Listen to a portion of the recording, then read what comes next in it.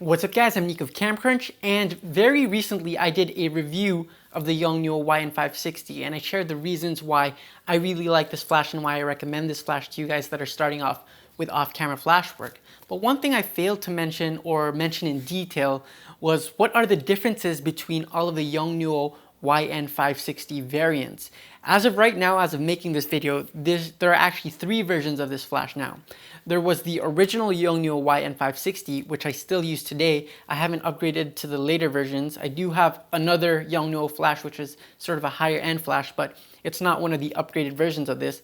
There's a version 2 and there's a version 3. And in the core of the flash, they're all actually very similar, but they've added a few features after every increment that makes the experience of shooting with the flash a little bit easier, but overall the flash is the same. So even if you have the first version, you can't go wrong. So if you can pick up a first version for very cheap, if you're trying to save some money, it's a very good option to take. So what are the differences between these flashes? Well, this is the Yongnuo YN-560, the first version, and as you can see, it's a very, very simple flash. But one thing you'll probably notice is if you pick up this flash, the screen on the back is not that great. In fact, it's not really even a screen. It just uses these LED light indicators to show you your levels. So when you're changing the levels, you just have those little LED lights to show you. And that's the same when you're changing the zoom head of this flash. With the second version, they actually fixed this. They didn't fix it, they improved upon it by including a full LCD screen in the back, just like you would get in a modern day flash. So it's sort of looks like what your normal flash that you get from Canon or Nikon would look like, which is very, very nice. So that's what they did with the second version. But overall, internally, it was the same flash.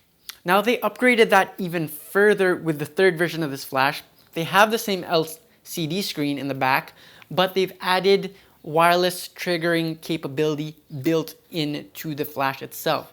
So if you want to trigger this with the wireless flash triggers, you need the trigger or the transmitter to attach to your camera, and then you need a receiver to attach to the bottom or through the PC sync port.